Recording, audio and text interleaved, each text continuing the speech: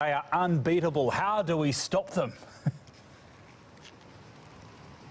Well, it's absolutely remarkable, isn't it? 69 races unbeaten. It did look for a moment in their race that perhaps they might not get the gold and defend their title, but it was only for a moment. I think they were just taking it easy. They are that confident these days, and it was in the last, few hundred metres that they took complete control of the race and won easily in the end. Croatia got their first gold as well. The Sinkovic brothers doing very well. You have to mention Katherine Grainger, who's been rowing now, well, since Sydney, and picks up another medal, a silver medal today for Great Britain. That is quite remarkable. Here is another, well, you'd have to say elderly athlete by today's standards, in her 40s, and she's still winning medals. Quite remarkable. And we've been to see her, and we'll be hearing from her later on BBC World News. She's one of the athletes of the Games, and we're getting a lot of stories now. It's going to be the theme, I think, of our day, of athletes who are getting on a bit, doing rather well at the Olympic Games. It's great to see. Age has no barrier, Chris, you'll know that. Hey, I'll tell you what, Marcus Fraser had a great first round on the golf course, but stealing the show was Justin Rose, a hole-in-one.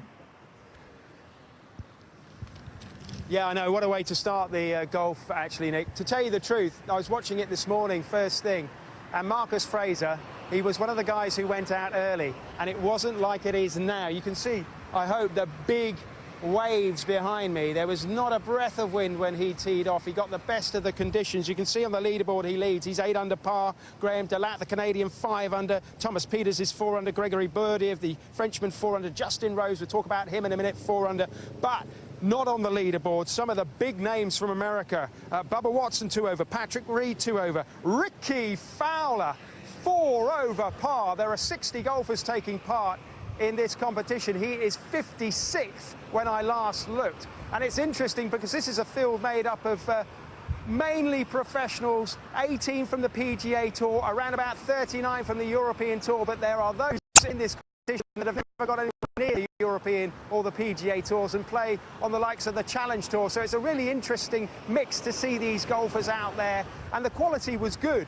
And the course is there for the taking. If it wasn't blowing a hoolie like it is now, then I think the golfers would really enjoy the conditions, because it is soft, and that's what Marcus Fraser had this morning. He showed us that the course is vulnerable. I'm expecting a score of about perhaps 18, 19 under to win this. Remember, it's 4 rounds, concludes on Sunday. There is no cut. So Bubba Watson, he might be booming it around the course and landing in all those sand dunes and not playing very well, but he's still got 3 rounds to put it right.